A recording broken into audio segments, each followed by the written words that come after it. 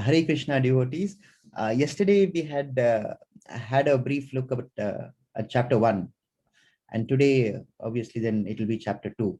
So the content, the heading of chapter 2 is the contents of Gita summarized, or it's called Gita Saramsh. This is the chapter in which Krishna answers and dispels all of Arjuna's grounds, which we saw in the first chapter, for not wanting to fight. So the Gita must end in the second chapter itself, isn't it? Because Krishna adverts to all the grounds that Arjuna states, the 5 grounds. So why is there chapters 3 to 18 then? We will deal with it at the inception of chapter 3, but for the time being, let us commence the session. But before that, we should pay our obeisance to Sri Sri Radha Govinda, our temple deities at Mangaluru, ISKCON Mangaluru, and our respects to our spiritual master, Srila Prabhupada. Namo Om Vishnu Padaya Krishna Preshtaya Bhutale Srimate Bhakti Vedanta Swamin Iti Namine Namaste Saraswati Deve Gauravani Pracharine Nirvishesha Shunyavadi Paschatyati Satarine. Jai Shri Krishna Chaitanya Prabhu Nityananda Shri Advaita Gadadhara Shri Vasari Gaura Bhakta Vrinda. Hare Krishna Krishna Krishna Hare Hare Hare Rama Rama Rama Hare Hare. Right. So this was yesterday's chapter, a quick rehash of what we studied yesterday. We examined Duryodhan's inquiry, Dhritarashtra's inquiry to Sanjaya, Kim Akruvata Sanjaya, asking what did they do, having assembled in the battlefield, and we also saw the reason for the question, his fear.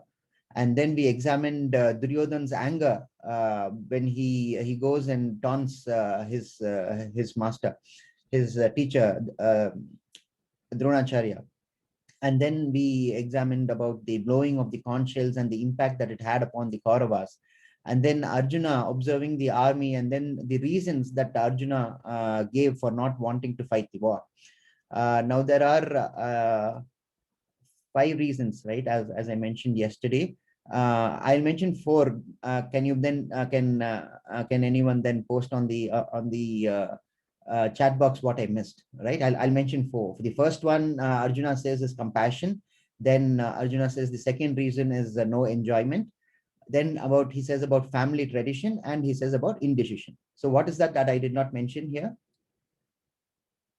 Very good. Very good. Excellent. Excellent. So you all been paying attention. Very nice. Very nice. Excellent.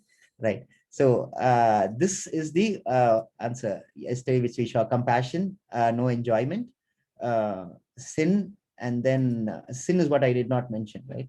Family traditions, indecision, and this is the overview of the chapter that we are going to examine today, which is chapter number 2. Now, the first ground that Arjuna says, this is, as I was saying, the overview. Arjuna says he feels compassion. Krishna gives him the answer based on jnana, that we are not the body and we are the soul. Then he gives the reason, Arjuna gives the reason that there is no enjoyment if we have to kill our kith and kin. And in reply to that, Krishna says, Krishna speaks of karma kanda. He says, if you die, you're going to go to heaven for doing your dharma. And if you win, you're going to get your kingdom, doing your dharma. So therefore, how is it that there can be no enjoyment?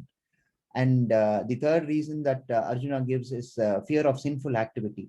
The answer is based on bhakti, on buddhi yoga, which is another way of saying bhakti yoga. And Krishna says the answer is devotional service attracts no sin. You're carrying out my direction, and because dharma is what I have to give, and you are engaged in devotional activity, and therefore Krishna explains that there is no sin in doing the direction of the Lord. And the fourth reason that Arjuna says is indecision. Krishna answers this with the reply that you must serve the Lord with firm determination, and he asks Arjuna to be more focused on performance of his duties. And the last reason is the destruction of dynasty, in which Krishna then says, be a role model to prevent Varna Shankara. which we will deal with about Varna Shankara in the next chapter. Towards the conclusion of this chapter, Arjuna starts questioning Krishna again. He says, "How should a person be like that? How can a person be like that? What is his what is his symptoms? How do you recognize a person? How does he sit? How does he walk? So on and so forth." Right, and then Krishna answers that question too in this chapter itself. So that will be the broad overview. We will deal with it in detail now, but I'll just show you another chart. This is what I was just explaining. Arjuna says compassion, Krishna gives him jnana. We are not the body, we are the soul. Arjuna says there's no enjoyment. Krishna says karma kanda. You're going to either win the war or you're going to go to heaven by dying in the battlefield. Therefore, there cannot be any question of there being no enjoyment. Then Arjuna says sinful reactions. Krishna says buddhi yoga or bhakti yoga, where devotional service to the Lord, to the directions of the Lord, can entail no sin. And then Arjuna's ground is destruction of the dynasty, and Krishna says karma yoga. He says do your duty, and with firm determination, and you should be more focused. So this is what, again, as we saw in the last class. Now this is the first verse of the second chapter. Sanjaya said, seeing Arjuna full of compassion, his mind depressed, his eyes full of tears, Madhusudana, Krishna, spoke the following words. Sanjaya spoke these words to the blind king Dhritarashtra as an introduction of what Krishna is about to say. It's like how we write a letter, isn't it? Usually we start a formal letter with subject, reference, etc. before we go into the crux of the matter. So this is announcing to the readers of the Bhagavad Gita that now Krishna is going to speak, so pay attention. And I mentioned quite often about Dhritarashtra yesterday, and I prefixed it by saying blind king quite often.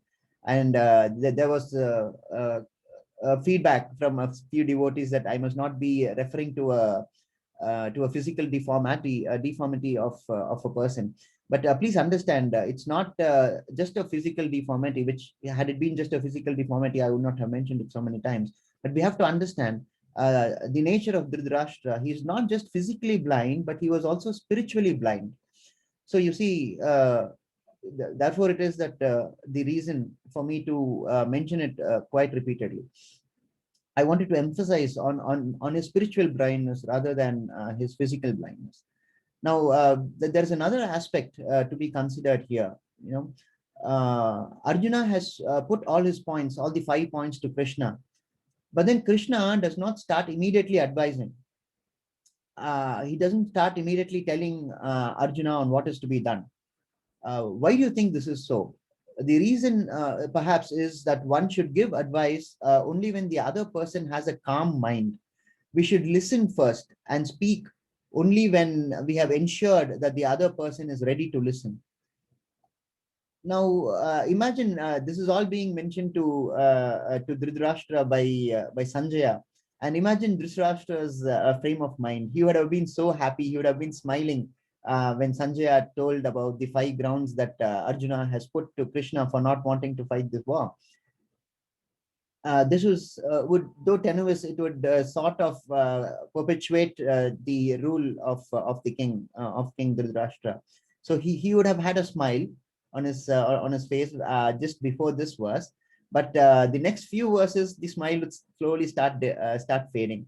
And let us see what the next verse is.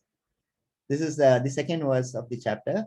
The Supreme Personality of Godhead said, "My dear Arjuna, how have these impurities come upon you? They are not at all befitting a man who knows the value of life. They lead not to higher planets, but to infamy." This is the first time in the Bhagavad Gita that Krishna is referred to as Sri Bhagavan Vacha, means the Supreme Personality of Godhead said. Why is it mentioned here and not in the first chapter as Bhagavan? Because Krishna speaks that one verse in the first chapter, if you remember what I mentioned yesterday, when Krishna asks Arjuna to behold the armies. Krishna is not referred to as Bhagavan in the first chapter. But then in the second chapter, when he is about to make his first statement, there is a change from there's a change to Bhagavan as the supreme personality of Godhead. It is used here to emphasize the change in position that Lord Krishna adopts towards Arjuna. In the first chapter, Krishna was Arjuna's friend. Now he has adopted a guru's approach, and he starts with a gentle chiding. Actually, he says, how have these impurities come upon you? Kasmalam idam means in Sanskrit means impurities. After all, you must understand that this is the last moment that Arjuna is raising all these doubts. It's like, imagine a doctor backing out of having committed to to perform a surgery, backing out at the last moment. I mean, imagine the mental position of the patient when the doctor does such a thing. So it's not my very different from what Arjuna is doing here when everybody has assembled in the battlefield, and he now starts getting all these doubts, developing cold feet. Therefore, it is that Krishna starts with a gentle chiding. He says, how have these impurities come upon you? They are not at all befitting a man who knows the value of life.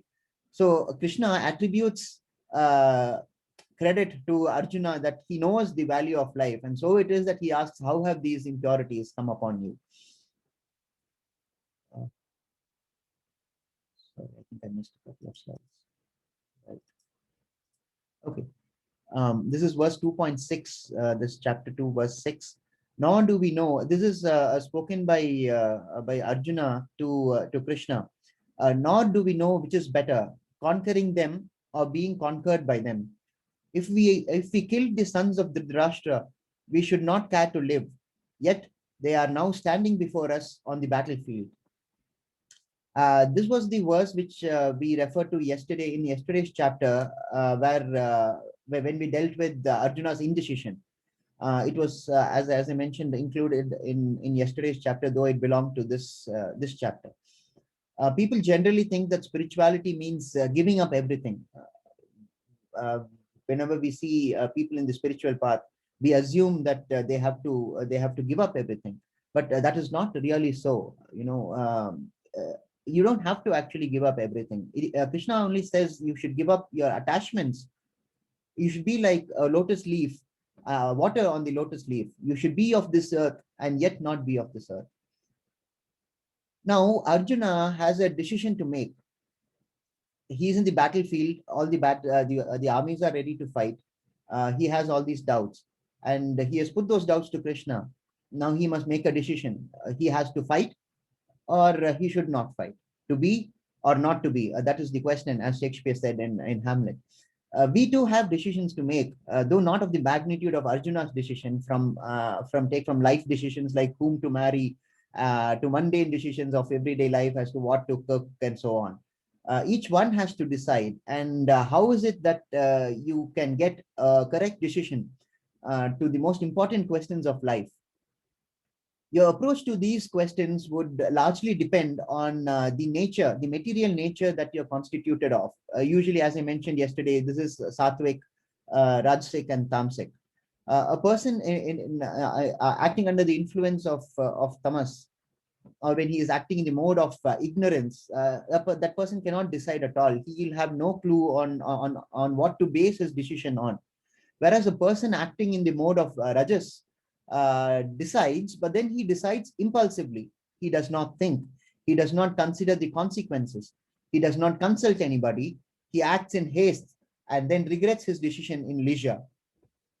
Whereas a person acting in under the mode of sattva, that is goodness, mode of goodness, he takes a decision after much introspection. He thinks a lot before arriving at a decision.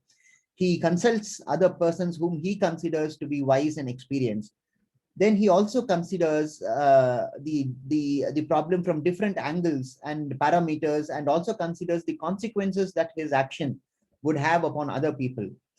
But the point we have to understand is this: all these considerations, whether we consider or we not, whether we consider or we don't consider, all this is limited. The reason they are limited is because the person making the decision, that is us, who are bound by these three modes of material nature, are in a sense limited. Therefore, when you make decisions of quite some moment, then it is always better to consult spiritual authority before such a decision of great magnitude is made. Now let's see what Arjuna does, because as he has said, those 5 grounds are the grounds on which he is having doubt about proceeding with waging the war. So he has to decide now. So he puts it to Krishna, and let's see what happens thereafter. This is a very important sloka. Arjuna says this to Krishna. Now I'm confused about my duty, and I have lost all composure because of weakness. In this condition, I'm asking you to tell me clearly what is best for me. Now I am your disciple and a soul surrendered unto you. Please instruct me. Karpanya dosha. There are so many aspects to this sloka. We'll be spending about 2-3 minutes extra on this sloka. It's a very important sloka, as I mentioned, and this is the sloka of surrender, as it's popularly known. The moment you say Karpanya dosha, people immediately recognize that this is the sloka of surrender by Arjuna to Krishna. And this is the turning point in the Bhagavad Gita, so as to speak. The spiritual authority that I mentioned in the previous slide, which I mentioned that you have to consult. Here in this context, the spiritual authority is Krishna. Therefore, Arjuna surrenders to him and asks Krishna to instruct him on what is good and beneficial for Arjuna. By this surrender of Arjuna to Krishna, in chapter 1, Krishna was Arjuna's friend. But subsequent to this surrender by Arjuna, we will notice that there is an entirely different change in Krishna's approach towards Arjuna. Till this sloka, Krishna does not give any advice. You see, till in chapter 1, of course, as I mentioned, there is only one sloka, and till the 6 verses of chapter 2, Krishna does not go forthright and say, do this, do this, do this. No, he does not do that. Till this sloka, as I said, Krishna does not give any advice. It's only when Arjuna surrenders that Krishna starts to advise. This also happens at other places. For example, I'll tell you about one instance is Draupadi in the palace of when she was being dishonored in front of all the elders of the Kuru dynasty, and she keeps holding on to her sari, right, in order to preserve her modesty. Until she gives up that sari and surrenders completely to Krishna and says, Krishna, please save me from this dishonor. It's only then that Krishna steps in and interferes and saves her from dishonor. Another instance is Gajendra Moksham, where the crocodile gets catches hold of the foot of the elephant, and the elephant tries and struggles with the crocodile for some time, but then it is clear that it is losing this fight with the crocodile. So it's again after the surrender by the elephant, Gajendra, to Krishna, that Krishna rescues the elephant. Therefore, the point that I want to convey is unless and until you surrender to Krishna, there is no rescue, because Krishna demands total surrender from his devotees.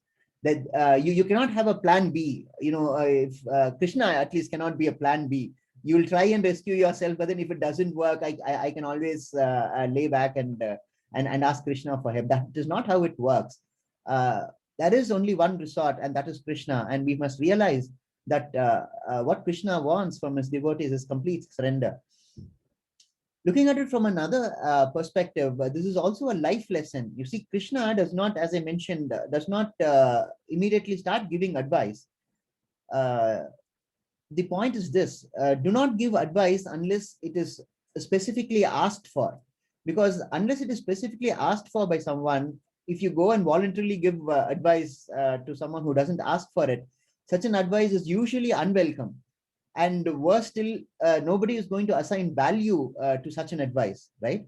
So this is a life lesson that we should not advise people, because nobody likes people who advise others. So unless the other person recognizes your merit and asks you for advice, it is better to keep our judgments to ourselves and our suggestions to ourselves.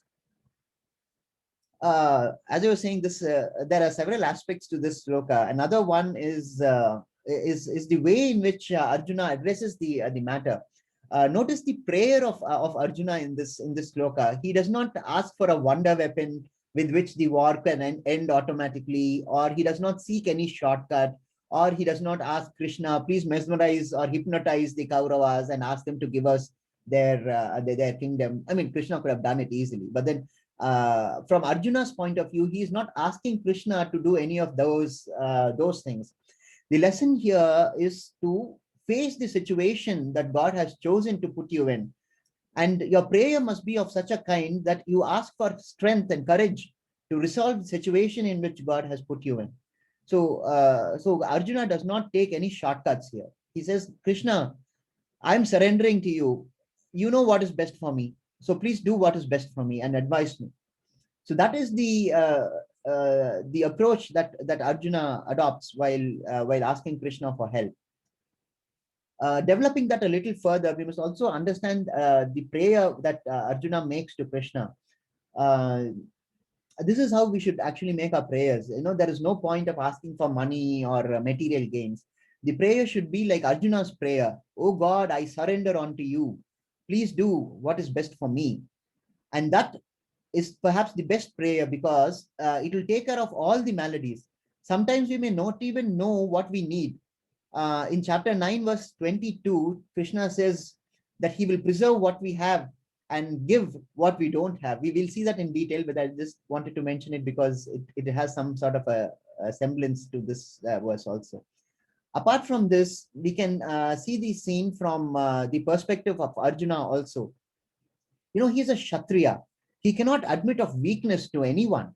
So, but yet he has the humility to confide in his friend, to admit his weakness and realize that he needs help.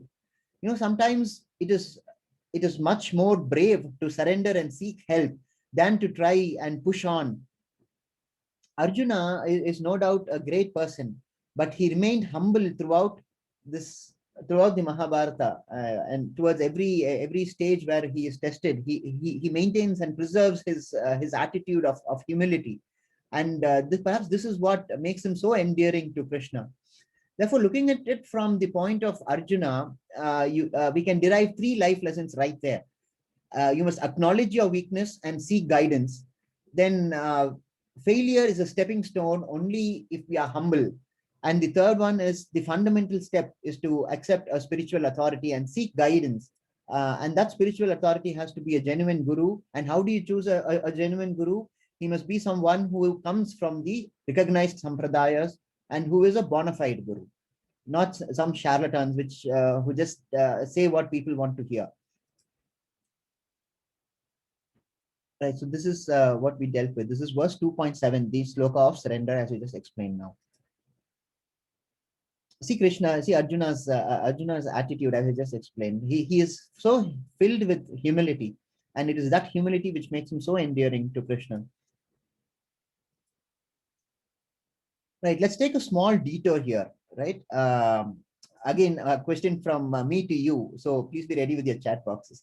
Assume that you are traveling in a car and you come across this beautiful place, a place like this, right?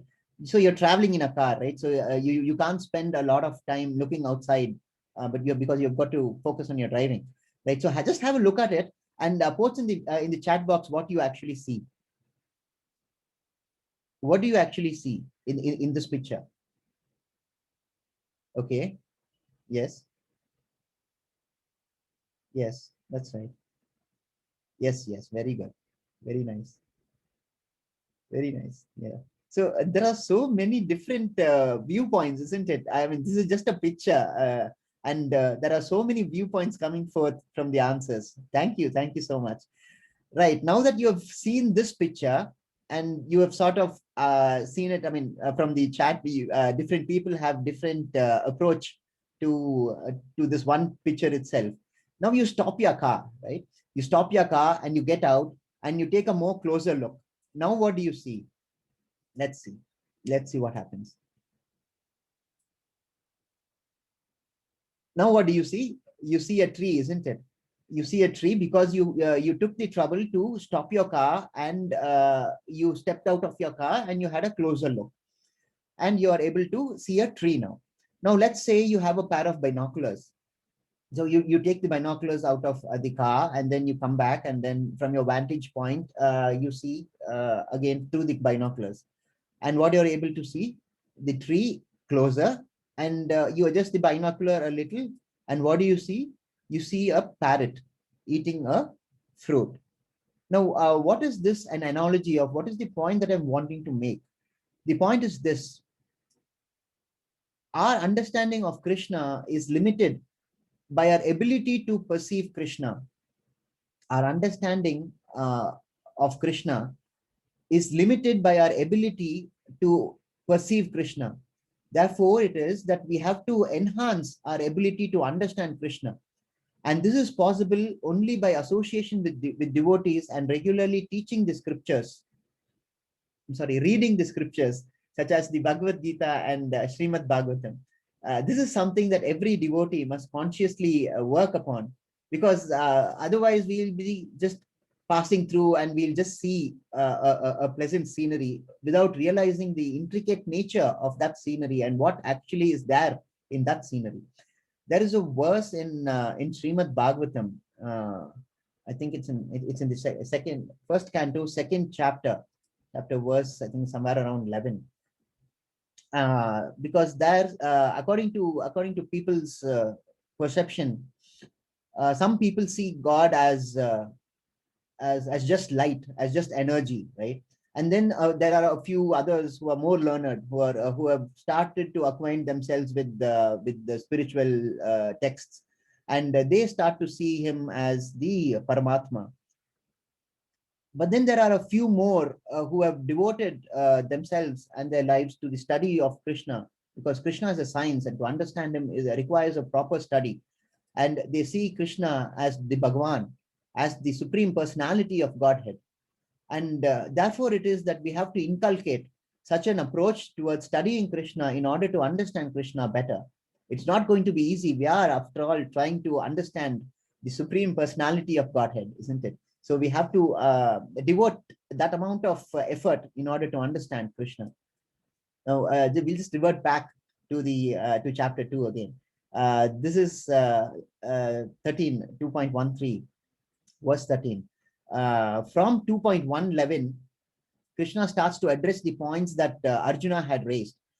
Till this goes on till 2.30, which is the ground of compassion. So the answers start from 2.11 and till 2.30, Krishna deals with the ground of compassion. Now, why are we giving you this sloka? Because though we are not going to deal with each sloka here, we would hope that you take out time and go through the text when you have when you have some leisure time, so that you will get a better understanding. We would love, otherwise you can always continue the course into the advanced class there, where we will be going into each sloka. So this is 2.13, spoken by Krishna to Arjuna, and this is the first advice given by Krishna to Arjuna in the entire text of Bhagavad Gita. As the embodied soul continually passes in this body from boyhood to youth to old age, the soul similarly passes into another body at death. The self-realized soul is not bewildered by such a change. As I said, this is the first advice in the Bhagavad Gita. And see where it starts from. It starts directly from death. Thus, the first instruction in the Bhagavad Gita is that we are not the body, we are the soul. Krishna explains the aging of the body and links it to the inevitable death. Till here we know, we know because we are able to see. We are able to see that we had a different body when we were infants, and then our body developed, it grew, and then in our childhood our body was different, and in our adulthood our body was different, and it is going to become feeble towards the old age, and then eventually we all have to pass away. That is the dharma of the body. But what Krishna does is here, what is important is what happens after the passing away. And that is the most important revelation in this sloka, and that's why it is the first put up as the first advice of Krishna to Arjuna. Krishna says, after you pass away, your body, the body is disposed, but your soul gets another body at death. And this, he tells Arjuna, should not confuse you by this change, and that a self-realized soul is not bewildered by such a change. This is what I was referring to. We had a different body at infancy, a different body in childhood, as it goes through adulthood and old age, middle age, and then towards old age, and then finally death.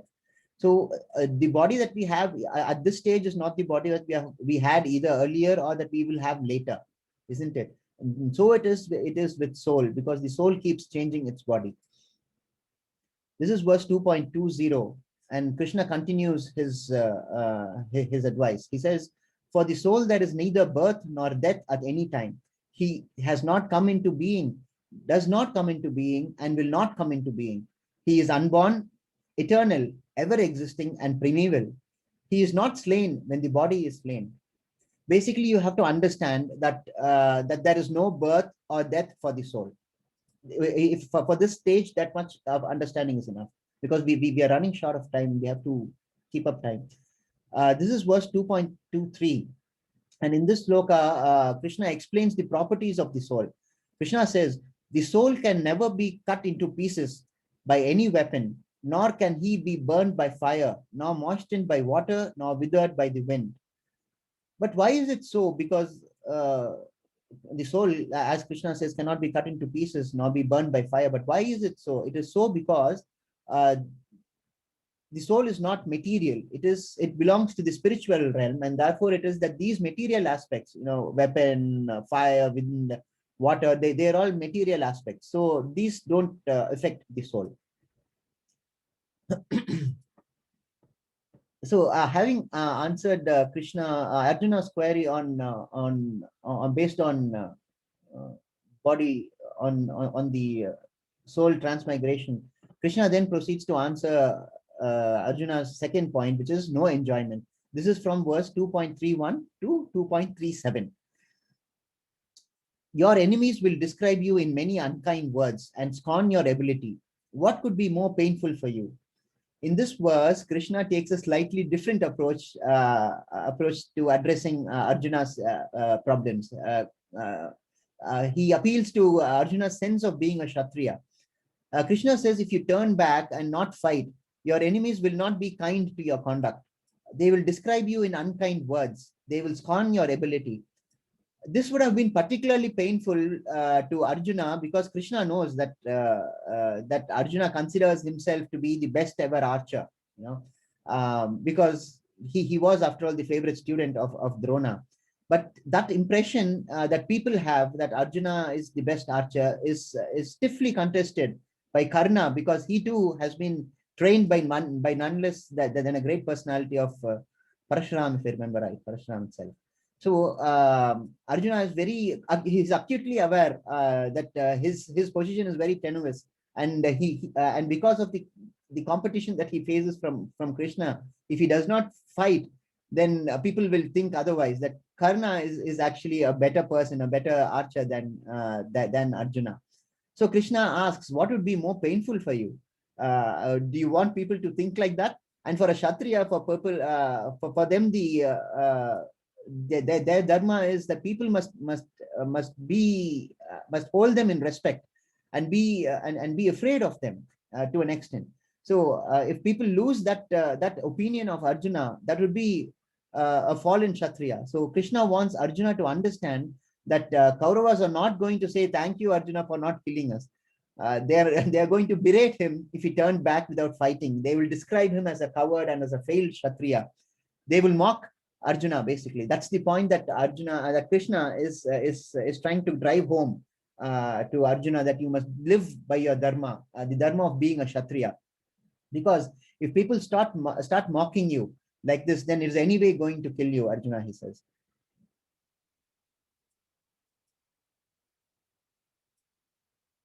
Right, then this concept is explained a little further with respect to no enjoyment. So one aspect was how Krishna addresses Arjuna about the dharma of a Kshatriya and how people would berate him if he turns back from the war, right? And now he takes a slightly different approach. See, just look at the intelligence of Krishna. I'm not saying intelligence, the wisdom with the wisdom of Krishna. He doesn't approach a problem from just one angle. There are so many different perspectives he gives to one central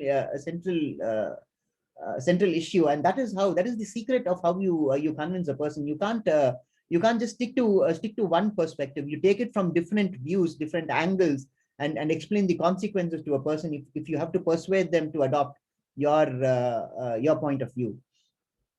So while dealing with the second point, that is no enjoyment, Krishna says, let's say you die in the battlefield, Arjuna. So what happens when you die? Because you're a good person, you're a devotee, there is enjoyment waiting for you in heaven. This is a description, a pictorial representation of heaven, apparently. Krishna says, even if you die in the battlefield, you are going to go to heaven, and you would be able to enjoy there for all your good deeds. Let's say you win the war, on the other hand, to the contrary, not die in the battlefield, but you win the war. Then what will happen? You will still get to rule your kingdom, which is rightfully yours. So either way, Krishna points out to Arjuna that you are going to win. You are going to benefit from following your dharma. Therefore, Krishna says, it is not correct to say that there is no enjoyment in waging war. Therefore, Krishna says, get up and fight with firm determination. The verse I'll just pull up in the next slide. Right. This is, as I mentioned the previous, I showed you the pictures of the previous slide, right? O son of Kunti, either you will be killed on the battlefield and attain the heavenly planets, or you will conquer and enjoy the earthly kingdom. Therefore, get up and fight for determination. Tasmad uttishta kaunteya. Therefore, get up, he says. Tasmad means therefore in Sanskrit. Tasmad uttishta kaunteya. Yudhaya kritta nishchaya. And fight with firm determination. So when he attains to, you must also you must also try and understand this. When he concludes, so with this he concludes this aspect of Arjuna saying that there is no enjoyment. But when he concludes this, there is a specific call for action. Krishna says, not only tries and persuades Arjuna, he tells Arjuna what he is to do next. He says, stand up with firm determination and fight. And because he says this here, there is a beautiful segue to the next point. Just remember this, because Krishna says here to stand up and fight, right? This also becomes relevant in the next verse and also in the next chapter. As I said in the beginning, why is there chapter 3 to 18? It is because of this verse here, because Krishna says stand up with determination and fight, right? So just have this verse in mind, 2.37. We'll deal with it when we come to the next verse and the next chapter. Now, the next verse is this, under a different heading. Now, Krishna is adverting to Arjuna's ground of fear due to sinful reactions. This is the verse. This is 2.53. 2.38 to 2.53 deals with Krishna's reply to Arjuna's point on fear of sinful reactions, right? The verse is this, working in this state of consciousness, there is no loss or adverse result. And even a little effort saves one from great danger. Basically, what Krishna's reply is to Arjuna's ground of fear of sinful reactions is that there is no sin when you do what I'm asking you to do. Because, as I mentioned in the previous verse, Krishna is asking Arjuna to stand up with firm determination and fight, isn't it? So, therefore, it is the segue to the next point, which is sinful reactions. Krishna says, when I am asking you, when you are my devotee, and when I am asking you to stand up and fight, there can be no sinful reaction to what you do when you do what I am asking you to do, because it falls under the category of devotional service.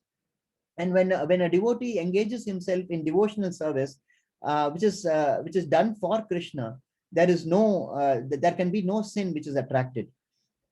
As I mentioned, for anything done in devotional service, there is no sin.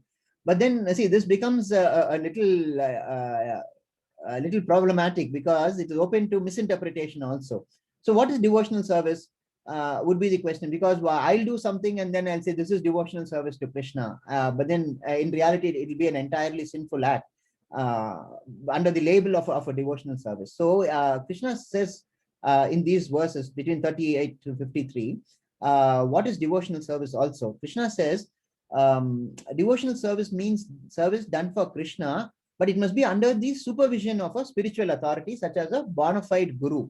Now, if your guru says do this, then that is entirely different. That's why yesterday I requested not to address me as Guruji, because being a guru is on an entirely different platform. He is as good as God for the disciple of that particular guru. So in order to accept a person as a guru, and for a guru to take a disciple, it's a very unique and very pious relationship. Therefore, it was my request yesterday to not address me as Guruji. Prabhuji serves, actually, yeah, and that's what is the usual term of addressing persons in under this one, right? So continuing what I was saying, right? It is not the service which is based on your criteria. It is not the concoction of your own mind. Devotional service I'm referring to. Devotional service is what Krishna says to do, and that he says in so many different ways. Dharmam tu shakshat bhagavad pranitam. That is, dharma is what Krishna says it is. That is what Krishna says it is, and your spiritual guru knows what dharma is. Therefore, follow what your spiritual guru says. But please take a spiritual guru. You must identify that spiritual guru first, and then surrender to him and ask him to lead you to the light. To the light.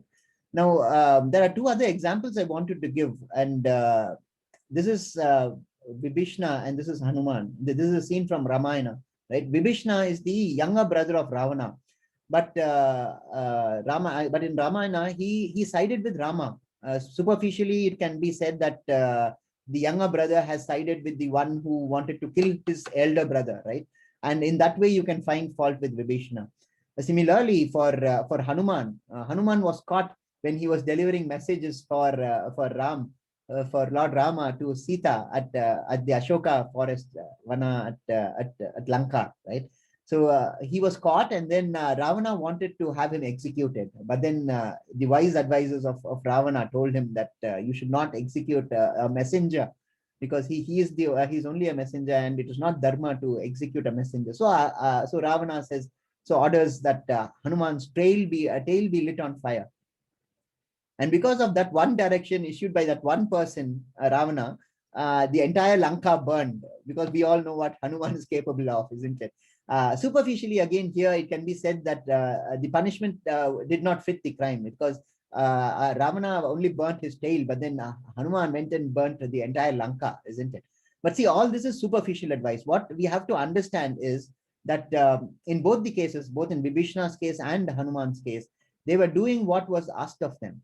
They were engaged in devotional service, and therefore, when a devotee is engaged in devotional service, no sin or wrong can be attributed to it. As I said, the segue is beautiful, because Arjuna says in the previous verse that stand up with firm determination and fight. So it is that when Krishna says to fight, Arjuna has to follow, isn't it? And therefore he says, when I am telling you to do it, please do it, because there is no sin attached to it. And this is important. This word, this swalpam api, swalpam means less, even a small amount, even a little advancement. So even a small endeavor in the path of devotional service would enable us to bypass all sins when we are engaged in activities that we do and we dedicate to Krishna. Which is why in the later chapters, in Karma Yoga, which is next chapter itself, you will notice that Krishna asks you to sacrifice the work that you do for him, which is the only way by which you can overcome these sinful reactions. We will deal with that in detail tomorrow, but for the time being, you have to understand that swalpamasi, which is a little advancement, is sufficient to save one from great danger. This is then Krishna proceeds to deal with the fourth point, which Arjuna states, which is the destruction of family dynasty. The answer is in 3.24, in verse 3.24, which is the next chapter, but it's included here because the answer to keep it all in one place, right? So Krishna is saying this: if I did not perform prescribed duties, all these worlds would be put to ruination. I would be the cause. I would be the cause of creating unwanted population, and I would thereby of all living beings, right? So we should understand this. Krishna is beyond material nature, and no work is actually allotted to him because he is the creator, right? So there is no prescribed work for Krishna. Yet he continues to do his work, because if he did not do his work, worlds would come to an end, right? Krishna says, I have to set an example for people to follow, because the conduct of great people is followed by the general populace. So when people look up to you, you have to your conduct has to be impeccable. So Krishna is basically again asking Arjuna to do his duty as per his dharma. And if that is done, then everything else is taken care of, and he did not worry about the destruction of family dynasty. And this is the last ground on which Arjuna rested his case yesterday, on indecision. This is adverted to in 2.41, verse 2.41. Those who are on this path are resolute in purpose, and their aim is one. O beloved child of the Kurus, the intelligence of those who are irresolute is many branched. This sloka actually is something which is very relevant to our, is particularly relevant to our present day life. Sometimes we proudly proclaim that I'm amazing at multitasking, isn't it? For mundane things, that's okay. You want to drive your car and also listen to music, that's all right. But then that is not prescribed for the spiritual path. That path depends that you must be focused. Your attention should be 100%. You can't multitask in your spiritual life, and that is something that we have to understand, and that emerges from this sloka. And this picture, I made a passing reference to this yesterday. This is where Arjuna is shooting the bird, and Dronacharya asks him, what is it that you can see? And Arjuna says, I can see only the bird and nothing but the bird. So Arjuna is a person who has a lot of focus. And even to Arjuna, Krishna says you have to be more focused. So imagine the amount of focus that we have to have on this spiritual path. So it requires some amount of effort, again, as I mentioned, on our part to follow this.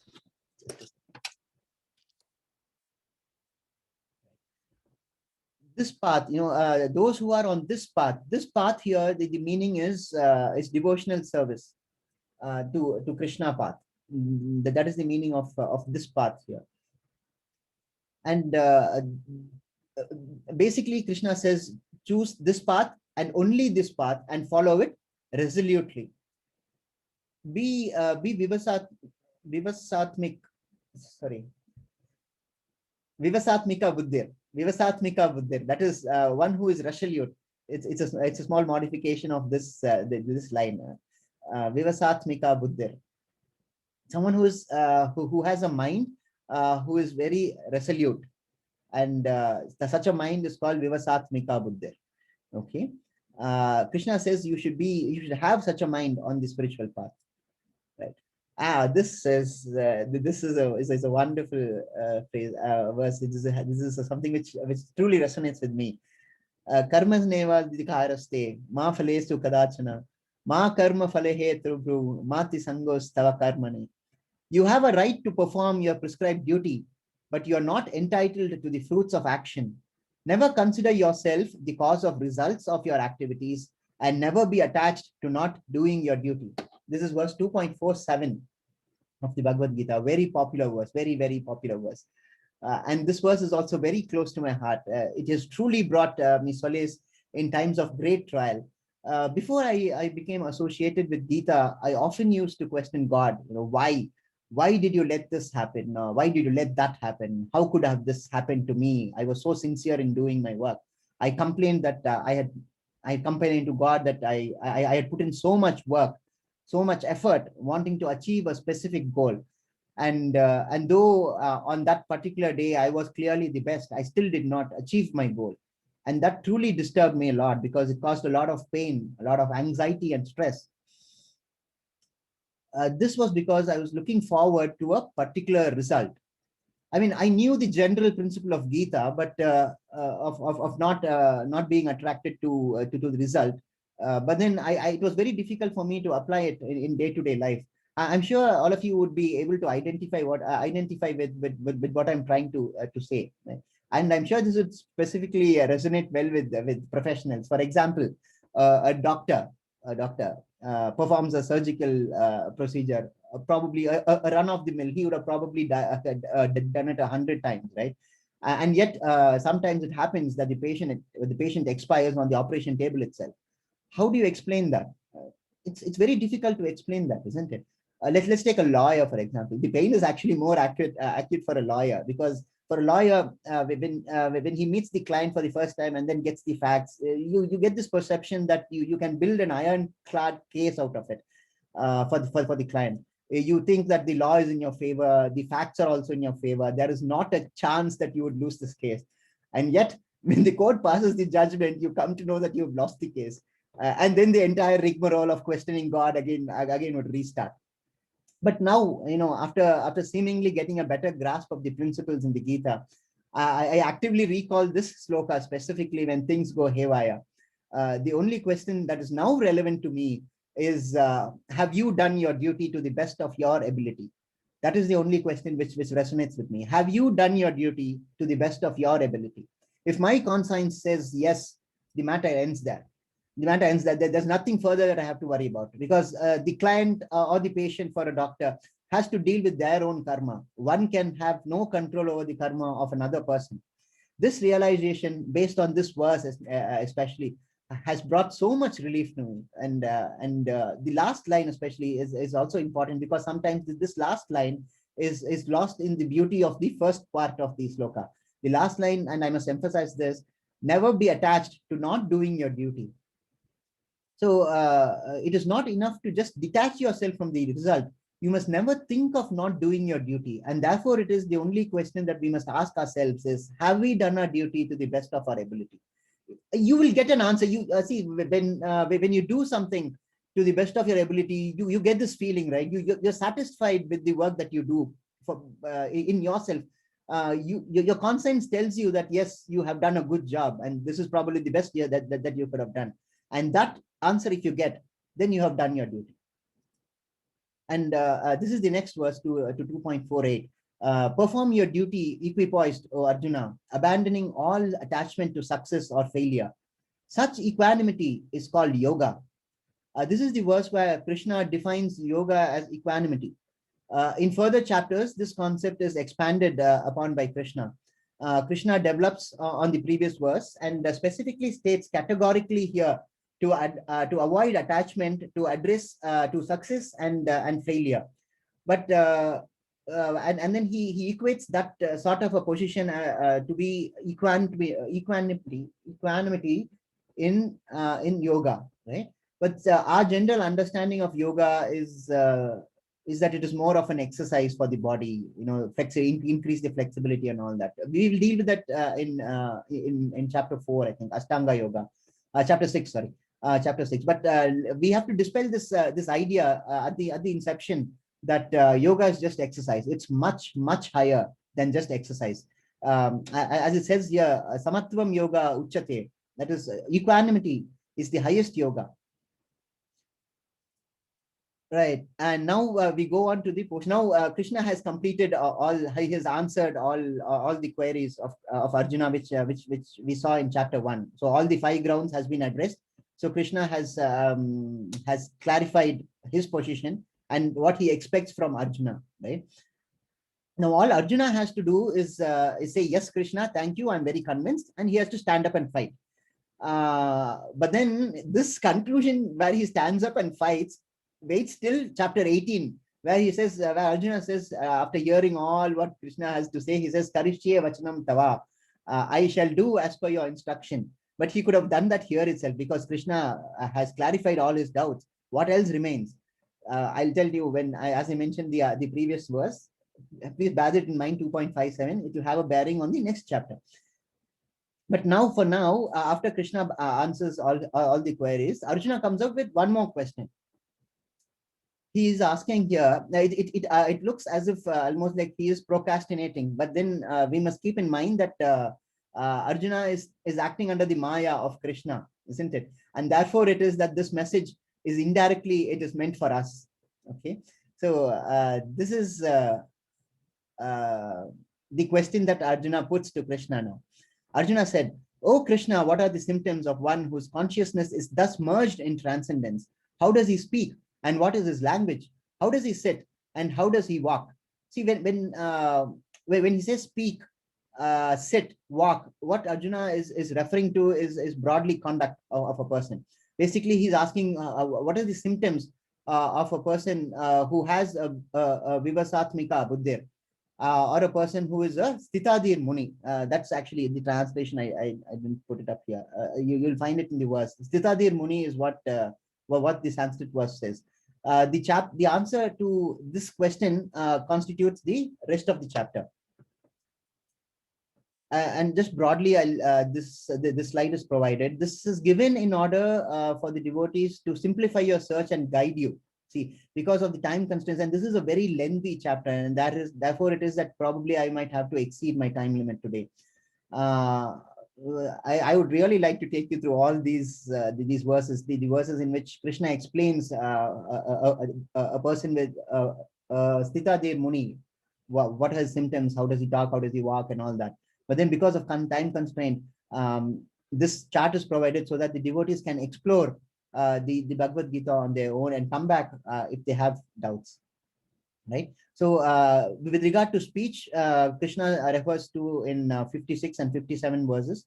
And how does the Sitadir Muni sit? That is dealt with in 58 to 63. And how he walks is dealt with in 64 to 70 verse numbers. Right. So I'll just touch upon very quickly about the symptoms of a person who is a Sitadir Muni. The blessed Lord said, "O Partha, when a man gives up all varieties of sense desire, which arise from mental concoction, and when his mind finds satisfaction in the self alone, then he is said to be in pure transcendental consciousness." Let us have a look at the ingredients. Let's just try and break this down a little to understand it better. The first one is that we must give up all varieties of sense desire, right? That we have to give up. At least a person who is a Sitadir Muni has to give up this. This is in itself quite difficult to do, but then we have to apply our efforts, as I mentioned. The second is to find satisfaction in the self alone. Satisfaction in the self alone. This is the second point. And the third point is that he should be, if he does 1 and 2, then he is said to be in pure transcendental consciousness. I think you should elaborate this a little more. I'll give you an example of this computer that I'm using right now. So I have an okayish computer. It's a good computer. It does what I want it to do. But then I drool over the next model also, because at that stage when you see something which is new and shiny, which has new and better features, which is actually not required, then there's an impulse to buy it immediately. At that point of time, just ask yourself, is this a justifiable expense? Is this a need for me, or is it just that I'm satisfying a want? The difference between need and want has to be understood, because need is something what is basically required, whereas a want is something which satisfies a sense requirement. You will automatically get your answer if you ask that question whether it's a justifiable expense. This is how you figure out whether the attachment you have to the material objects around you are useless or not. As I said, you must understand the difference between needs and wants. And this picture is of Prahalad, right? Bhakt Prahalad. His father is Hiranyakashipu, and this led to the avatar of Krishna as Narasimha. Note that I said Krishna, not Vishnu, and it will have a bearing in the later chapters. I'll come to it when we deal with it there. But Prahalad here, he was put to execution almost on an everyday basis by his own father. But then in his devotional service, Prahalad was the Stitadir Muni. He never wavered. He was of steady mind due to the resoluteness of his purpose, which was the devotional service to Krishna. At this stage, we must also understand the difference between Anukaran and Anusharan. See, Anukaran means to copy, right? And Anusharan means to surrender. They sound sort of similar, but they are not exactly similar. In fact, they are the opposites of each other, because under Anukaran, we only try to imitate. We try to imitate what the other person is doing without there being a proper and bona fide intent behind that imitation. Whereas Anusharan is total surrender, right? For example, Srila Prabhupada was a clear Stitadir Muni. He did not have to do at that age of 70 what all he has done for us, but he did it all for us in spite of in facing all those hardships. Again, what is important is you must appreciate the resoluteness of purpose and the study mind. Stitadir, you should have that study mind. Right. So the next slide. We have about 10 more slides to complete this chapter. This is verse 2.55. The blessed Lord said, O Partha, when a man gives up all varieties of sense desire which arise from mental concoction, and when his mind finds satisfaction in the self alone, then he is said to be in pure transcendental consciousness. We just dealt with this, and this is again Prahalad dealing with the trials that his father had put him to, and this is Srila Prabhupada, who I gave just as an example, right? And now Krishna adverts again to the second set of questions that Arjuna has posed to him. He asks Krishna, how does a person speak, isn't it? So here Krishna refers to how a Stitadir Muni responds in general. We see when we say speak here, it's not just speech. It's actually how a Stitadir Muni responds in general. And this is how this Stitadir Muni generally respond.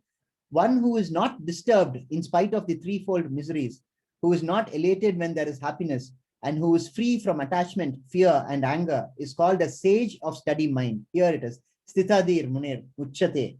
So this is where the phrase is from, Stitadir Muni. Right. So let us examine this, break down this this verse to understand better how a Stitadir Muni responds in general, right?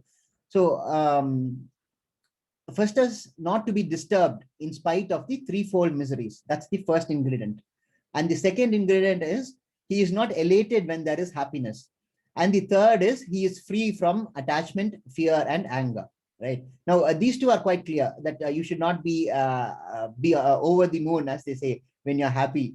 You should maintain that Stitadir, this steady mindedness, and you must be free from attachment, fear, and anger. Now, these two are easily understandable. Now, what is this threefold miseries? These threefold miseries are stated elsewhere in the Bhagavatam, actually. The threefold miseries are this Adhyatmik first is the first misery. That is misery which we cause to ourselves. That is miseries which we face through our body and our own mind. You know, when mind is not our friend, miseries caused by our own mind, which is mostly internal, right? That is Adhyatmik. Then there is the Adibaitik, which is misery from others, or which we generally cannot have any control over. But then the point is we should try and maintain that steady-mindedness. The third kind of misery is the Adi Devik, which is misery from unpredictable events. For example, we are having this pandemic right now, right? And then a drought or a flood and so on. Again, things which under which we do not have any control over, right? So when we are faced with these three sort of miseries, these threefold miseries from within, miseries from outside, and miseries over which you have no control, you should still be resolute in your mind and maintain that steady mind. And such a person, Krishna says, is a Stitadir Muni, a sage. Stitadir Munir Uchate. Uchate is the highest. Right. Now, the next question that the next part of the question, at least as Arjuna puts it, is how does a Stitadir Muni sits, right? One who is able to withdraw his senses from the sense objects as a tortoise withdraws its limbs within the shell. is firmly placed in perfect consciousness. This is mentioned in verse 2.58. And from 2.58 to 2.63, Krishna deals with this more in detail. But for this particular purpose, we'll restrict ourselves to this verse. Krishna says that a person who is a Sthitadir Muni, he is able to withdraw his senses. He is able to withdraw his sense from the sense objects, like a tortoise. It gets what it wants, and it withdraws back to its shell, like this. See, it just pops out, eats something, and then goes back. So a Sthitadir Muni is like this. He is in this world, but he is not of this world. I mentioned previously, isn't it, earlier, like water on a lotus leaf, attached but not attached still. That is how a person, a Sthitadir Muni sits, conducts himself. Right. Now, how does the Sthitadir Muni walk? But a person, I'll just, this is dealt with in 2.64 to 2.72. What I've chosen here is 2.64, which broadly covers the entire series of verses. Krishna says, but a person free from all attachment and aversion and able to control his senses through the regulative principles of freedom can obtain the complete mercy of the Lord. So here Krishna says how a person walks, and by walk it doesn't mean left right. No, it's not that kind of a walk. It means conduct in every sphere of life. And Sthitadir Muni is free from all attachment. That's the first element, and attachment and aversion. So he is free from all attachment and aversion. And two, he is able to control his senses. And when he does these two, what happens? He gets the complete mercy of the Lord. He obtains the complete mercy of the Lord through the regulative principles of freedom. So that is how Sthitadir Muni conducts himself. Okay, and this is a quick chart for reference, basically, on the differences between a materialistic person and a spiritualistic person. A materialistic person is usually disturbed by dualities. Dualities means happiness, sadness, heat, cold, winter or summer, whereas a spiritual person is tolerant. He is steadfast in his approach, and he tolerates the difficulties sometimes that he faces in life. The materialistic person thinks that the body is me. He is so much into his body, muscle building, makeup, so on and so forth. But then the spiritual person recognizes that the soul is eternal, and it does not die or take birth, and it cannot be cut, burned, destroyed, killed, or be killed, right? And then this materialistic person thinks that he dies when the body dies. But then the spiritual person is aware that the soul just transforms into another body, but the soul remains the same. The life of a materialistic person, because of that very nature of him being materialistic, is besought with anxieties and perplexities. Whereas a spiritual person, by merely following the spiritual principles, his entire body is covered with consciousness, and he is able to cross the samsara without much difficulty usually. Right. This is important. These next few slides, I think we have 5 more slides. No, just 2 more slides remaining. This is where Krishna explains about what happens when you're not a Sthitadir Muni. So up till now, we have seen what happens if a person is a Sthitadir Muni, and what is he like, what he must do, what he must not do, and all that. Now, what happens if a person is not a Sthitadir Muni? Now, let's see that. Right, this picture is evident. Let me just read the sloka first. This is 2.62. While contemplating the objects of the senses, a person develops attachment for them, and from such attachment, lust develops, and from lust, anger arises. And let's just have a look at the picture. This is very self-explanatory. A boy sees girl, girl sees boy. They like each other. Attachment develops, lust develops. But then for some reason or the other, they have a falling out, and that lust quickly changes into anger, and then miseries follow. Now, there are so many movies and stories based on this one picture, isn't it? Boy sees girl, girl sees boy, there is love, there is attachment, there is lust, but then there is a breakup followed by miseries. And eventually, hopefully, because of a human tendency, they end with a happy ending. But generally, when you're in such a situation here, when you're engulfed with miseries, like the snake here dealing with the with that person stuck in all his miseries and karma.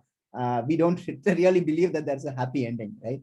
But here we must understand, okay, though this picture says about lust and there's a boy and a girl involved, lust is not how we understand it in the general parlance, right?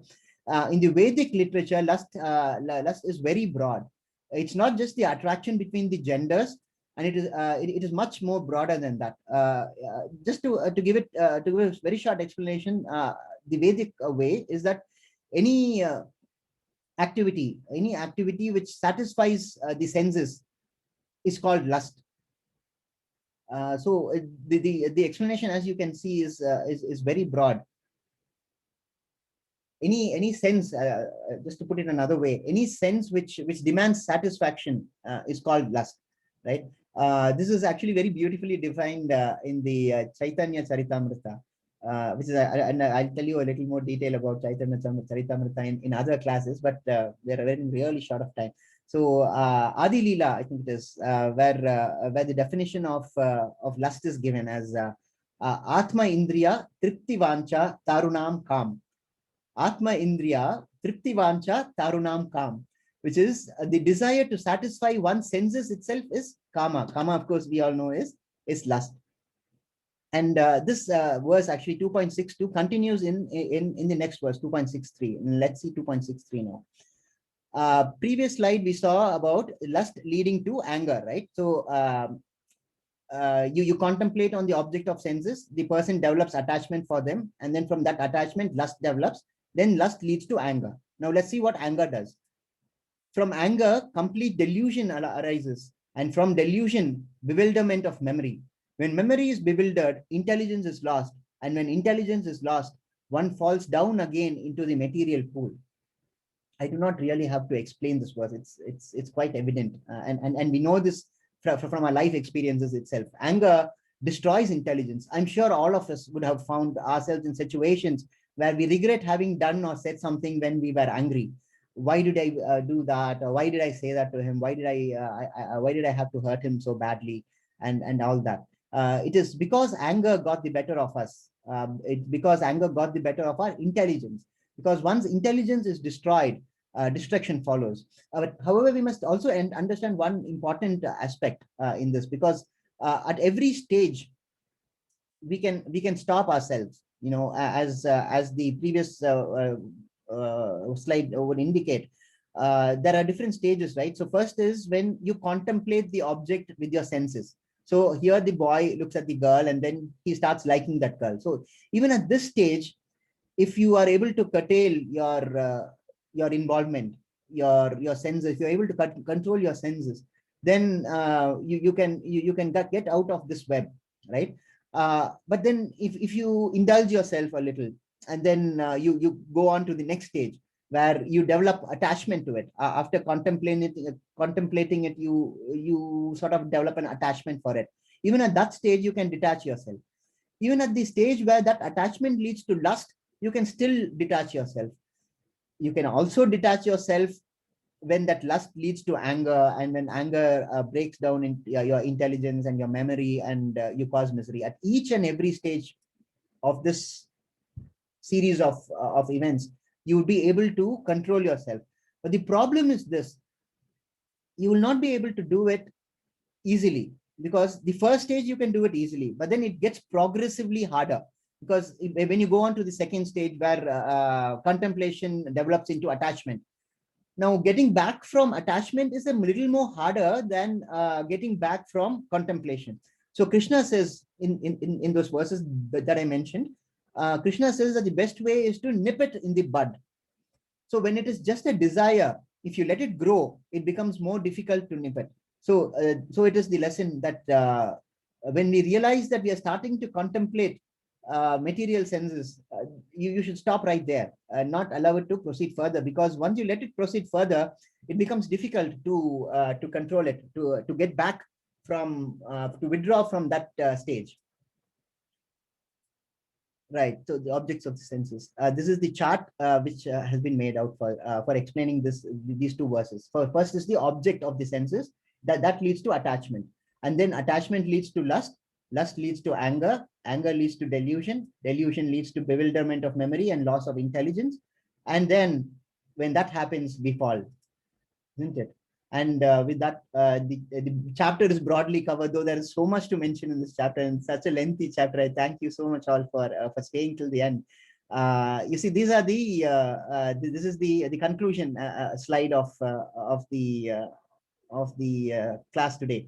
And as I pointed out in the beginning, in the overview, Arjuna says compassion. Krishna says we are not the body, which is jnana. Then Arjuna says no enjoyment. Krishna gives the answer as you are either going to get the heaven or the kingdom. So karma kanda in these verses. Then we saw the answer for fear of sinful activities, which is that devotional activities entail no sin, which is bhakti yoga or buddhi yoga. And that is covered in these verses. And then Arjuna's doubt on indecision, to which Krishna replies, serve the Lord with firm determination in verse 2.41. Then we have seen about the destruction of the dynasty, where Krishna says, be a road model to prevent Varna Shankara.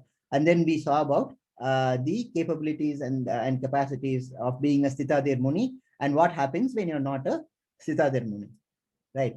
And so with that, we conclude this session. There is a few other segments of the class coming up, but in order to conclude, we must always pay our respects to our gurus from whom we have learned whatever it is that we have learned.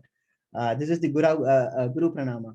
Om Ajnanatirmirandasya Jnananjana Salakya Chakshurun Minitam Yena Tasmai Shri Guruve Namaha. And we should also pay our respects to all the Vaishnavas. In fact, all of you are Vaishnavas because you are hearing the message of the Gita. So, Vancha Kalpata Yubhyascha, Kripa Sindhu Bhayevacha, Patidanam Pavanebhyo, Vaishnavebhyo, Namo Namaha.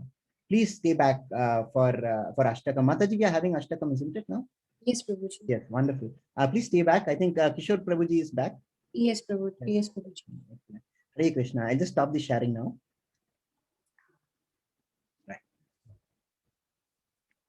Hare Krishna Prabhuji, Hare Krishna Mataji. Hare Krishna Prabhuji. Yeah, we have chosen very small bhajan, keeping in view of this chapter.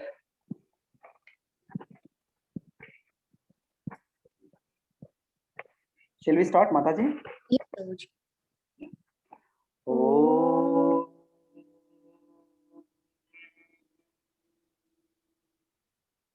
Guru Jana Pujita Kamala Javandita Kamala Sevita Keshavare Vibhuda Vimochana Bhaya Bhaya Bhanjana Bhakta Bhayakara Krishna Hare Tribhuvana Mohana Diti Sutta Kandana Nanda Sunandana Yadavare Jaya Jaya He Karunakara Sridhara Vamshidhara Paripalaya Re Jaya Jaya He Karunakara Sridhara Vamshidhara Paripalaya Re Jaladhara Shyamala Baladhara Bandhava Govardhanam Madhava Re Gopa Gopa Vibodhana Ranjana Godhana Rakshana Achyuta Re Karagrihagata Pitru Vimochana Ruchira Chaturbhuja Kamsare Jaya Jaya He Karunakara Sridhara Vamshidhara Paripalaya Re Jaya Jaya He Karunakara Sridhara Vamshidhara Paripalaya Re. Hare Krishna. Hare Krishna. Hare Krishna, Prabhuji and Mataji. Thank you for the wonderful bhajan. Thank you so much. Prabhuji, shall we start with the question and answer? Yes, Mataji. But before that, there's something that am I audible? This is the first time I'm using this set of headphones because my Bluetooth headphones are not working. Okay, there were a few queries to me yesterday after class with regard to the Bhagavad Gita book that I showed on the screen yesterday. This one, right? This book, there was several queries asking me how to procure it, and the best and the easiest way to procure it. There is a link that you would probably getting in your groups today, or that probably been posted yesterday itself, and that is a link by which you can get this book directly from ISKCON Mangaluru. And not just this book, along with this book, you also get two other books, and which will expand your horizon. So I really do recommend that you get this book, because if you get this book, the advantage is the quick reference to which you have, and this book contains the answer to all your doubts. So that there can be absolutely no reason why anybody will not get this book. So just to answer those queries that I received yesterday, the link has been posted in the group probably yesterday evening, and you can get it from that source itself. Hare Krishna. Yes, Mataji, we can now proceed to the questions. Yes, Babuji. Nidhi Mataji, you can unmute. Just a second. I must have mentioned this in the beginning itself. Somehow it slipped my mind. From this chapter, there's going to be a lot of philosophical discussion. So just as a matter of trial, and just to understand how much the devotees are following, it would be nice if the devotees, before asking questions, mention what they learned, one aspect of what they learned in the chapter taken for that day. Let's see how it works. Perhaps for the first person, we'll give them an exception, because I must have mentioned this earlier. But from the second person who takes the question, who asks the question, please first mention what you learned in the class. Just one aspect, because we mentioned so many things in today's class. So just mention very quickly in 1 or 2 lines what you learned, and then you please ask your question. Let's just see how it works, so that it benefits all the other devotees also who are listening. And I also understand that I'm doing my job correctly of passing on the message correctly to the devotees who are listening here. Yes, Hare Mataji. Krishna, Prabhuji. Hare Krishna. Just to answer that, Nidhi we all Mataji, should, yes, please tell me. I'm sorry, I we didn't all- understand who was asking me. Yes, please tell me. we all should be trying to become Sthir Dhiru Muni. Yes. This is the takeaway from today's class for Very me. nice, very nice. And there are so many situations in our life when we do not know how Krishna would want us to respond in so and so situation. I can it can happen to anybody who is living, who is having a household family life. There are many things happening around. Some things we may like, some things we may not like. So how do we respond to those when we can consider that this is the point where I should stand and speak, this is the point where I should stop? So how do we know that what exactly Krishna wants us to do in these situations which mostly they are arising from senses only, that we don't like to hear so and so things, or we like to hear so and so things. So how do we practice this in our daily life? What you require is wisdom, isn't it? Basically, and where do you get wisdom from? You get wisdom from reading the slokas in the Bhagavad Gita, Srimad Bhagavatam. All this will give you wisdom. But the point is, these are just theory, right? You understand it to a certain extent. All right, then how do you go on to the next stage of how do you apply it?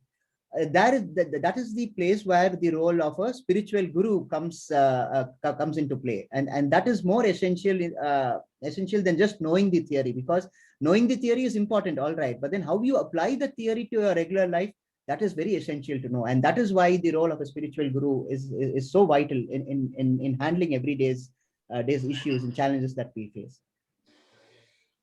Hare Krishna. Hare Krishna, Prabhuji. Balachandra Prabhuji, you can unmute yourself.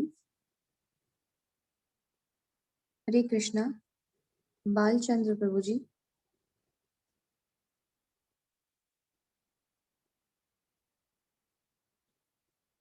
Abhinaya Mataji, you can unmute yourself. Hare Krishna, Prabhuji. Hare Krishna, Mataji. Hare Krishna. Yeah, so my takeaways are that we are not our body, we are our soul, Wonderful. Wonderful. and also that we should not be attached to the fruits of our actions. Excellent. Yes. What's your question, Mataji? Thank you. Yeah. So my question is, I think in earlier times, maybe it was possible that, everyone had their consciousness only on Lord Krishna, and then towards everyone else, it was just karma or something. But in this day, I'm seeing that usually, people get attracted to others, and there is like this love that develops, and obviously there's some lust related to that, and some people even end up marrying, right, because of that. And lust also sometimes keeps the marriage going. But you are saying about, we should not have lust, towards anyone. So how does that work? Like, Okay, quick clarification, first of all, very quick clarification.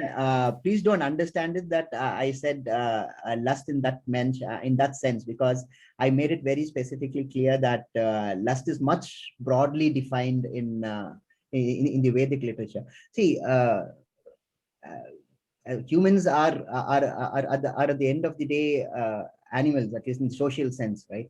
So procreation is not forbidden. It's not forbidden, but it is regulated under religion. All religions, for that matter, regulate procreation. Otherwise, what is the difference between a dog and a human? So it's not that a religion or at least Krishna forbids lust.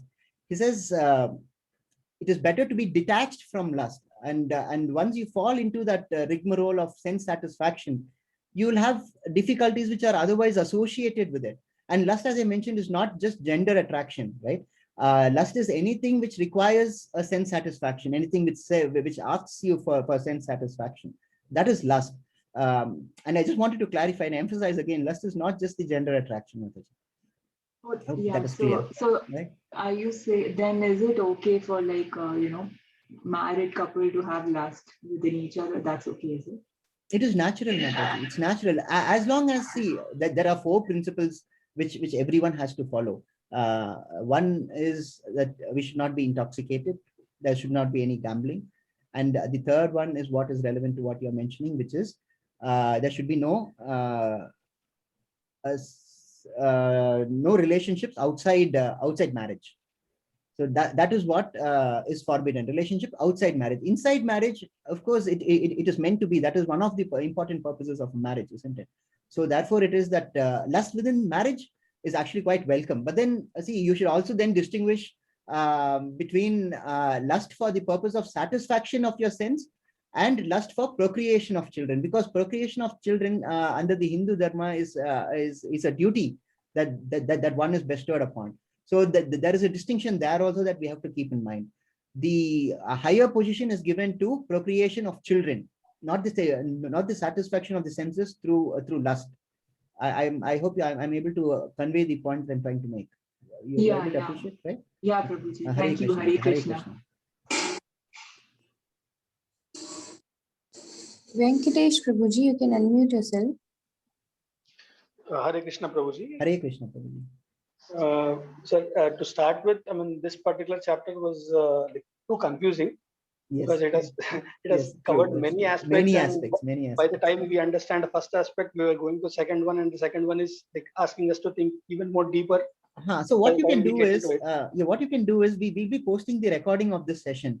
When you're free, it'll be posted to the group, so you don't have to go out anywhere on YouTube to search. It'll be posted directly on your group.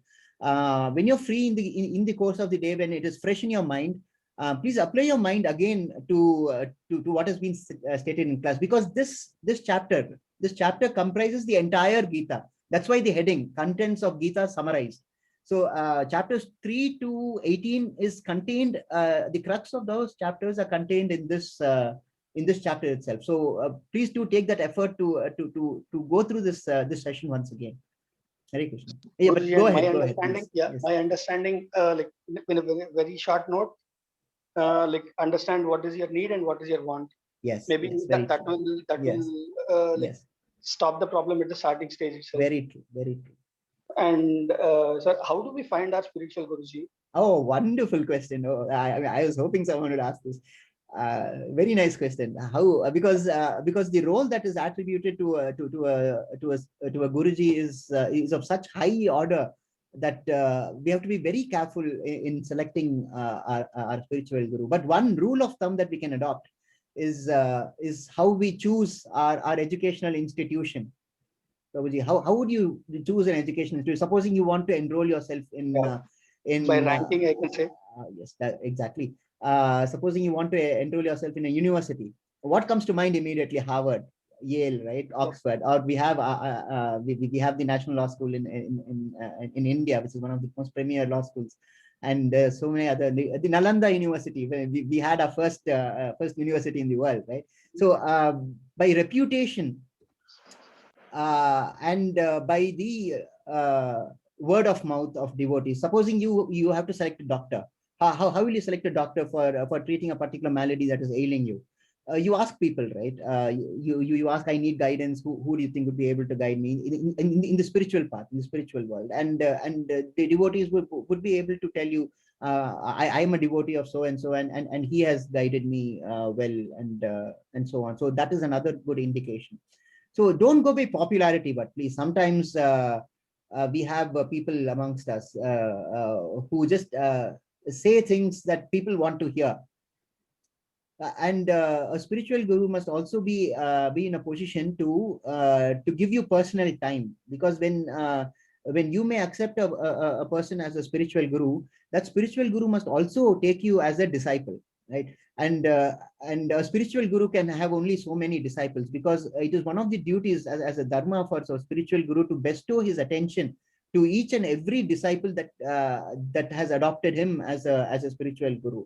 So that is another criteria, whether your spiritual guru who you want to choose would be able to bestow sufficient time onto you all exclusively.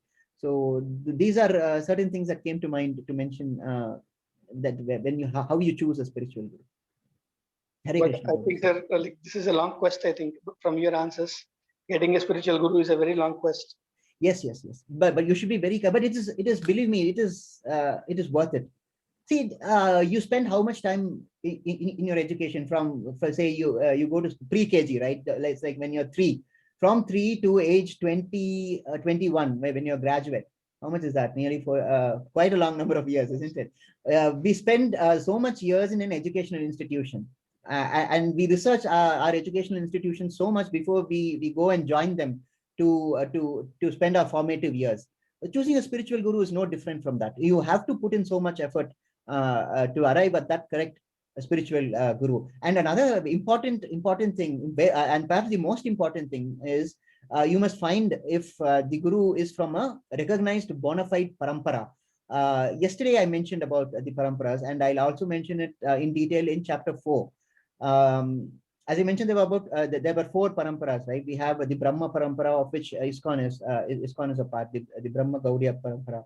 Then there is the Shri parampara, which is the Lakshmi, which is based on the Lakshmi line of gurus. And then there is the Rudra parampara, and then there is the 4 Kumaras parampara. So if a guru propounds that the principles of these paramparas, and he comes in that disciplinic line of succession, you can blindly go and follow him. This is like that exception clause that we have, right? If a person belongs to that category, he is automatically passed. So if you come to that decision that that the guru is bona fide and he comes in that parampara, then there is no problem at all. Please, by all means, adopt him as a guru. There's absolutely no problem. Sir, and one small point. I mean, like in the yesterday quiz, we were asked some questions like which I couldn't able to find out from the translation straight away. So how do I read more, and how do I get to the question? Think a little. Consider the other options. See, sometimes out of the 10 questions, I think nearly 8 of them would be very straightforward. You'll probably have faced difficulty with 2 of them. That is how it is designed, so that the devotee is made to think a little bit, and it's not made very easy. That is a cakewalk. So consider the options which are given. There are 4 options, isn't it? Sort of A, B, C, D. 1 or 2 options may seem similar, but then think a little about it and read the purport a couple of times, and you'll be able to figure out the answer. And don't worry if you get it wrong. It's all right. It's all right, and nobody's perfect. So it's all right if you get it wrong. Besides, you just have to get 6 correct to proceed to the next stage. So you already crossed that threshold, so you're fine. Right? Thank Hare you. Krishna. Hare Krishna. Thank you. Shripat Prabhuji, you can unmute yourself. Hare Krishna. Hare Prabhu. Krishna. Hare Krishna, Prabhuji. Nice of you to come again. Yeah, You came yesterday also. Yes. I am Shripat from Pune. Pune. Oh, lovely place. Yeah, Okay. yeah. And the takeaway from today's discourse is that perform anything may not be your duty, but perform all tasks with 100% heart in it. You should perform anything with the aim of perfection. Nobody is perfect in this world, but when you aim at perfection, you achieve excellence. That is more of a life lesson, Prabhuji. What was mentioned in the Gita is slightly different. It says, do your prescribed duty, do your duty. And what is duty? Duty is what you have adopted for yourself. So for example, in a profession, a lawyer has to do his, he has duty towards his client, he has duty towards the court, he has duty towards the society. So duties will keep changing according to the context, but we have to understand that change. So broadly, what you're saying is correct in the literal sense, this striving for perfection. But then that striving for perfection must not deprive us from doing our duty in the other aspects. But broadly, what you're saying is correct. Right, and without expecting any outcome. Yes, that is the important takeaway. That's important. And the other takeaway is when you are confused, you contact a knowledgeable person for advice. All right. Spiritual master is what is mentioned in the Bhagavad Gita, but all right, a knowledgeable person. Because see, when you just contact a normal person, I mean, who's not a spiritual master, you as such are limited. The person who wants to make the decision as such is limited.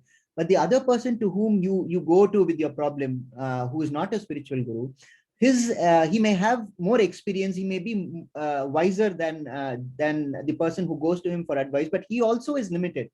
He is limited because he has not appreciated or understood or acted in accordance with the principles in the scriptures, right? So it is that going to a wiser person is fine, but then when the decisions of such magnitude is better, you approach a spiritual master. That's why the importance of a spiritual master is so vital and so important. Right. And now my question today. This is about the Chatur Varna or 4 Varnas. Yes. Yes. That was existing since a long time. Yes. Must be existing at the time of Mahabharata. Oh, it has been existing for a very, very long time. Yeah. We will deal with this. There's an entire chapter on this actually. Not an entire chapter. There are quite a few verses. I think in chapter 3 itself. Tomorrow itself we'll be dealing with this in detail. Chapter 3 or chapter 4. I'm not able to immediately recall. We'll be dealing with it. It's quite a controversial chapter. Is it quite a controversial matter? We will deal with it in detail. This requires some amount of explanation. But to answer your question, no, straightly, your question is: was it in existence from Mahabharata only, or was it in existence like for a long time? No, that is not the question. That is one part of my question. Okay. The real question is each Varna was allotted some duties by Dharma. That, for example, the intellectual things should be dealt by Brahman Varna. So none of the deities, Ram, Krishna, Guru Vyas, none of them were Brahman. So still they thought that they should impart some knowledge without any inferiority complex or without having a guilt that they are not Brahmin, but still they are giving knowledge of higher consciousness. Yeah. And this is from their perspective and from the people's perspective of the society. They also accepted their advice in spite of being not Brahmin. So how they accepted it? See, your question seems to have been based on this principle that that person who is delivering the address of Bhagavad Gita is a Brahmin, or he's not a Brahmin, or we don't know. It's not relevant. Let's skip that. It's not really relevant. How does it matter? What matters is the message, not the varna of the person delivering it. So we can skip that. So please don't insist on that. No, my point is that Brahmins were used to convey some higher intellectual matters. Prabhuji, we'll do one thing. We'll take up your question then tomorrow or day after, because once I touch upon that aspect, perhaps your question would answer itself. Yeah. Right. Yeah. But please feel free to ask the same question if you're still not satisfied with the explanation which is given in class tomorrow or day after. I'm not sure. It's either most likely it's chapter 3, just tomorrow itself. Okay. Hare Krishna. Hare Krishna, Prabhuji. Thank you. See, see, this is the problem with our intellect. Sometimes what happens is we think too much about the matters surrounding the message. Think more about the messages would be my request, not the matters which surround the message. That is not entirely relevant. Sometimes there are questions as to how long did Gita take to speak between Krishna and Arjuna on the battlefield. How is it important? Please understand the message. And then there are people, in fact, who are like who say, how is it both the armies are standing ready to fight, and that time they'll have a conversation for 1 hour? Is it? All this is not actually relevant, because you miss the message of Gita when you start thinking about this. This is the problem with intelligence. You should have faith, Shraddha. We need Shraddha. Intellect, buddhi is all right, but then in matters of such high philosophy, faith will take us further than just intellect. So don't just apply your mind to these things. Follow it with faith. Follow the message. That is what is important. I mean, I'm just saying this not as a reply to this question, as a general impression. Hare Krishna. Next question, please. Jyoti Mataji, you can unmute yourself. Hare Krishna. Hare Krishna. Shri Ram Prabhuji. I have a couple of questions, but before that, as you suggested, I will share what was my take on it. Yes. So one thing I understood is that we should be giving suggestions if only specifically asked. Yes. Right? Advice is only when you get advice. Yes. That is one thing. Correct. Another thing that I could understand is that perspective makes a difference. And it is, we see what we want to see. Right? Yes, true. This is broadly, and in addition to a lot of other things that I understood. So in that realm, I wanted to ask you a couple of questions. One was, you mentioned about Paramatma and Bhagwan. Mataji, not a couple of questions, because we are running short of time. Okay. Other devotees Okay, are sir. also waiting. So Okay, let's sir. just stick to one for today. Yes. Achha, okay, sir. May I ask you that you mentioned about Dhritarashtra's disability, physical disability and spiritual disability. Yeah. So being in this field, sir, I wanted to ask you that what about children with diversity, those who have a cognitive compromise? So if we want to help, just thinking about how we can help them. So it is, how do we develop the spiritual intelligence? Because they have intellectual compromise. That disability, physical disability is there. I'm talking about children with special needs. So since I'm working with them, so I wanted to know, how do I help them with this?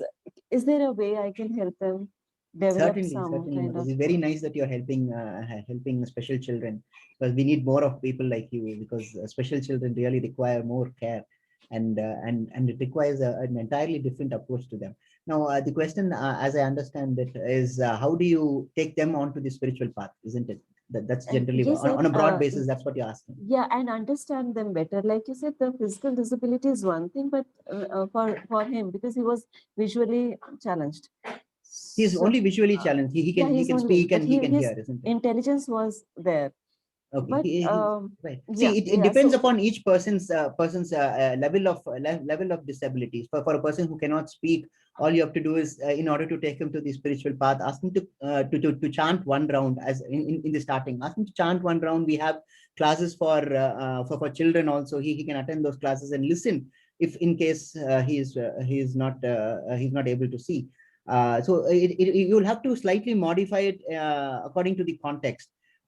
even for persons who have low intellect, even for those people, it's like executing a wakalatnama in favor of a lawyer. You can always chant for that person. You can just tell Krishna that Krishna, please, I'm going to chant, please take it to his account, right? It's like it's like transferring. That is what I was asking, actually. You can always do that. Krishna is most merciful. He will not, for he will people not say also no. who don't, who don't believe in this, and those who are pretty close to you, they are. So I this is what presently I'm doing, that when I pray for all those who are like linked with me, my near and dear ones, and all those who I don't know also.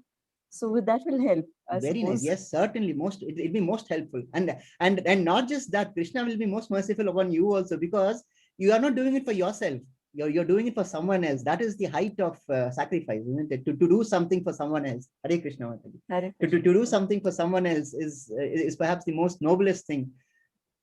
Hare Krishna Mataji. Therefore, it is that he'll be most merciful also to you. So it's very nice. Thank you, sir. Thank you. Hare Krishna. Sir, बस परमात्मा भगवान के बीच में थोड़ा सा अगर आप हमें I'll बता tell दें you tomorrow. I'll tell you tomorrow. Yeah. Thank you. Hare Krishna. Isha Mataji, you can unmute yourself. Thank you, Isha Mataji, for having the video on. It's like I'm having to talk to tiles. All I see is a bunch of names. So at least one face I'm able to see, and I sort of get feedback from your expressions, right? And that sort of tells me whether I'm on the right track or not. Thank you so much for having the video on. Absolutely. I understand, because I am also a special educator, Jyoti Prabhuji. Wonderful. For the last 20 years, I have been working with children with special needs only. If I get the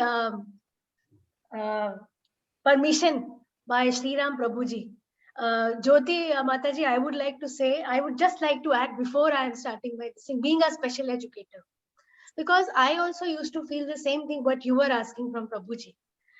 I think the innocence they have, and in Gita also it is written, like we were reading today, that your faith is the biggest thing. Even if they don't have the intellect, their parents, I'm sure you know everything about it. Their parents can be definitely oriented in a way, not in a very, because people affiliate this to some religious teachings about Gita and all these things. And we have our children from all the religions. So we can definitely tell them to have a faith. And these children, if a child is not speech impaired, he can definitely take the name of Lord Krishna. Their faith and their innocence will always beget them something, definitely.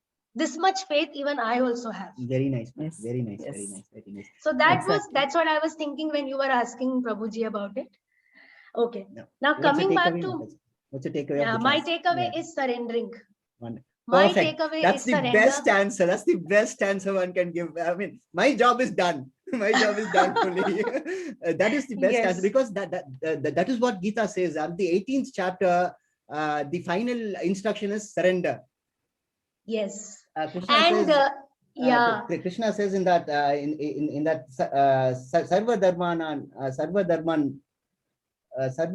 Parityajya Mam Ekam Saranam Raja. He says, surrender to me. And that is the crux of Gita, Mataji. Very nice. Wonderful. Dhanyavad, Prabhuji. So surrender is my takeaway. And my question is, if we are able to answer it today, related to the very first slide where you mentioned about Shakespeare also, to be or not to be. So I could not understand, does it have to do with, again, surrendering? To be or not to be? I got little confused. Yes. Okay. See, the message is clear. This is what you have to do. I'm answering it from Arjuna's point of view, as mentioned in the class. The message is clear. Krishna says A, B, C, D. This is what you have to do. But then Krishna never imposes his will on his devotees. He guides them, all right. He tells them this is what you have to do. And then he says about he gives them free will, as I was explaining it yesterday. He says Yate Chashti Tata Kuru. Do as you desire. I have told you so many things, because by the time you reach chapter 18, they have so many aspects that Krishna would have told Arjuna. And after saying all this, Krishna doesn't say you do this. Krishna leaves it to Arjuna. He gives him the free will. He says Yate Chashti Tata Kuru. I've told you everything that I had to tell you. Now you do what you think is right. And that is when Arjuna says, Karishye vachanam tava.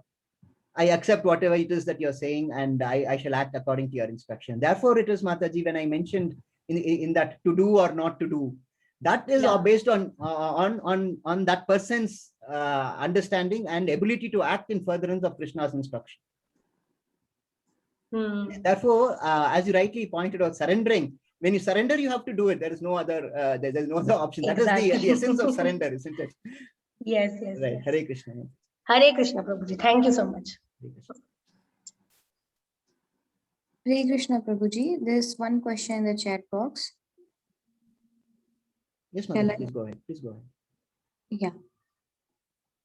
It's a question from Kanak Prabhuji. He asks, could you please elaborate the words our understanding of Krishna depends upon? Right. So, okay, this is probably in connection to that slide I showed you about that scenery, and then the tree, and then the bird in the tree, right? Yes.